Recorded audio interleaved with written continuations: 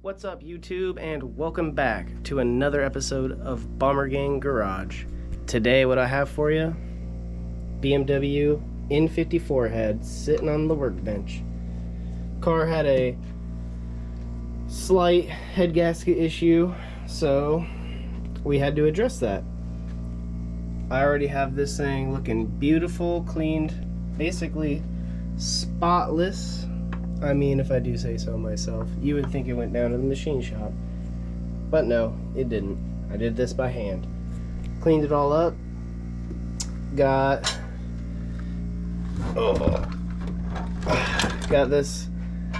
all this old gasket off of here. Looking pretty good. I mean, the valves came out almost looking brand new, a lot of them. But anyways, staying on topic here. So I figured, since I'm doing this job, I might as well bring you guys along and show you a few things, because I mean, that's kind of what the point of my channel is. Show you guys some things here and there, you know. But anyways, getting back to topic. I already got this thing all cleaned up. Did it by hand. We made sure that the deck of the head was up to OEM allowance of warpage. We were way underneath that threshold. So this thing is straight. We don't got to worry about that. But what the topic is for today are these valve stem seals. We are going to address how to get these little suckers out and replaced. Okay guys, so the tools we need today. Number one, you need a little magnet. Pick this up at the auto parts store. I always seem to lose mine, so I had to buy another one. And then you got to get an overhead valve spring compressor remover installation tool set. This one is brought to you by OMT. Basically, that just all translates to Amazon. So, yep. Got this unit off of Amazon. Let's pop it open and show you what's in it. Alright. So, basically, you got some air compressor fittings, or a fitting thing right here for your spark plug. Here's the fittings. You got this thing for your spark plug if you don't want to pull your head, because you don't need to do a head gasket, which is a lot of work. So if you don't want to do that, you have this option. You just hook it up to your air compressor, thread it into your spark plug hole, whichever cylinder you're working on, and then pressurize the cylinder so that way you can compress the spring, pop the valve out, blah blah blah, without it dropping into the piston, which would be no bueno. So we're not utilizing this aspect of the tool set today. Although, that's handy if you ever run into a situation where you don't want to pull the head off. So, what we are using though, everything else. Okay, this is our setup, guys. This is what it's looking like. We got this crazy contraption all configured here. We got the brackets bolted down. We got the little lever, the compressor, and then see how that is just, look at that. Super simple. Alright, I'm gonna go ahead and pull these ones out for you guys. Try and get this camera placed in good position here. Hold on. Camera in position. So we're just gonna decompress the spring. Whoops. Come on. There we go. Come on, you little stubborn son of a gun. There we go. Did we get both of them? Nope, got one. I'm on you. There we go, got both. Alright. Number one is a success. Alright. So basically how this works is super, pretty simple.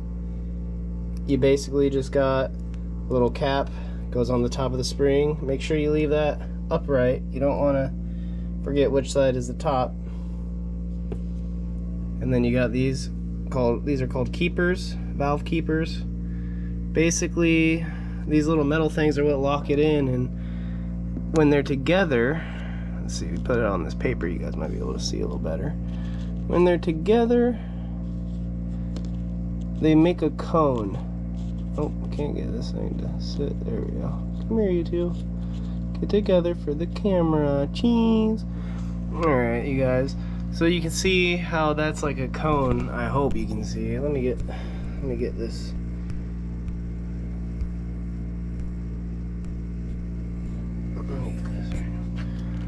Okay, so hopefully this is better. So you guys can see how that makes a little cone there. Basically, that's how you drop them back in. And this cone shape design is what holds your valves in place. Whatever you do, don't lose those, otherwise you're gonna have to buy new ones.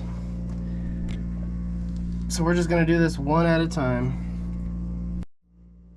This is where this crazy looking set of pliers comes into action. You can use these to get a good bite down on the old stem seal here. And whoop. There we go. Wiggle it on out and pull it out. That one was tight. Alright, out with the old and we're going to go in with the new. We got some Victor Rhines engine valve, stem seal, oil seal set. You know it. Here's the part number. Here's the deal though, when it comes to these.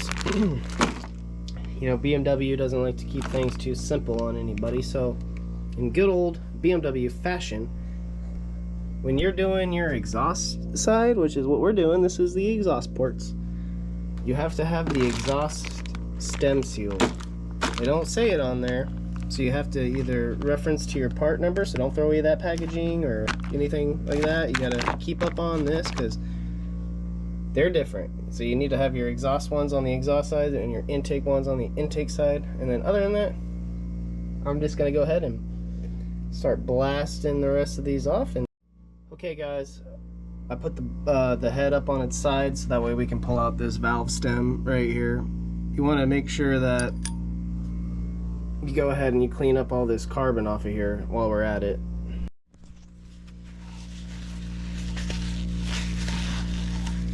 Look at all that. Holy cow. That is what you call some muck. Oh yeah. Oh yeah. That is freaking nasty. Sheesh. Performing rebuilding. Pretty soon everything will be AI. There will be no more humans, only us robots that work non-stop. We got a whole lot more to go. Oh boy.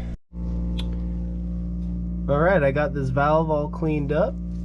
I mean, as good as it's gonna get, but plenty good. I'm just gonna set it over here on my magnet tray, and then putting it in is just the reversal of taking it out.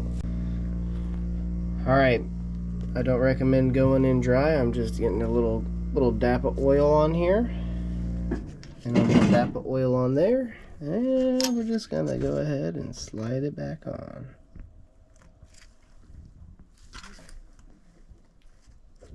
Alright, let me get my tool there.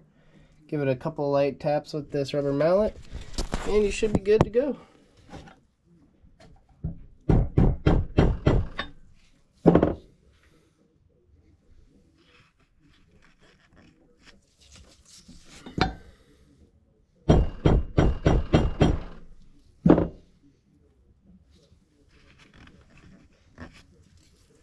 Alright, good to go. Seated, one done, a whole ton to go. Lube it up, stick it back where it goes. Nice and easy now. Don't want to go too hard on that brand new seal. Alright, now that we got it going through the new seal, go ahead and grab your spring and slide it back on there, like so. Now we gotta set up our tool again, our crazy contraption, and basically we're just gonna compress it and put our little keepers back in their place. Alright, I got my little cleaner set up here, just an old Tupperware, filled up with some extreme power, purple power. You know how we're doing it. We got that purple power, cleaning it up. Got my little magnet tray so I don't lose anything. Nothing to it. Grinder, uncut them and fit to the car. You. It's gonna be no. That's Jimmy Oaks Street. Shout out Jimmy Oaks.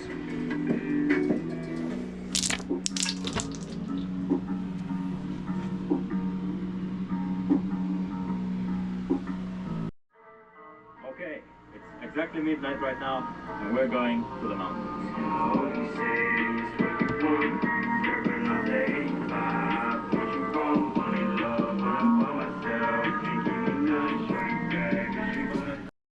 Dang, that's nasty. Look at that.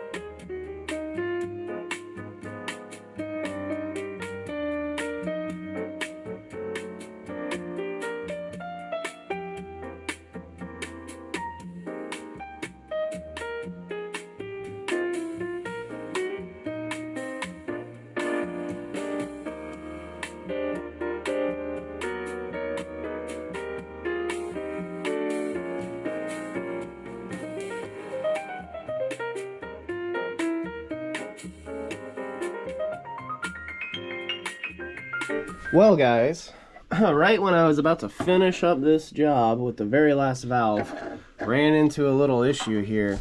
And I don't know if the camera will show it very well, but let's see if you can notice anything about this one. First off, heat damage marks. Those are visible. You can see that discoloration. That's heat. Why though? Well, let me get this brand new intake valve and I'll explain to you. Apparently, this one is bent. Well, not apparently, I can tell it's bent, but see, maybe you can see now comparison. Can you tell? But yeah, this one was bent. All right, yeah. So yeah, look at this. See, try and stick it in. Look, it won't go in, and I'm not gonna force it because you want to keep those little brass fittings in there. You want to keep them, you know, as scuff-free as you can. But now look at this one. See, look at that. See how easy I can just wiggle it in a little bit. There you go. See that? So Get out of here. Get out of here. Junk. Now we're going to continue on and we're going to wrap this video up. So it was definitely a good thing I was doing this job. Regardless, it definitely needed valve seals, but without doing the valve seals, how would I have ever known that there was a bent valve all the way back here, which is cylinder number 6 on the intake side. Alright, let's wrap this thing up. Keepers are all in. All the valves are all equally set. All the same positioning on all the springs. Every valve went directly back where it came out of, except for this one is brand new, obviously.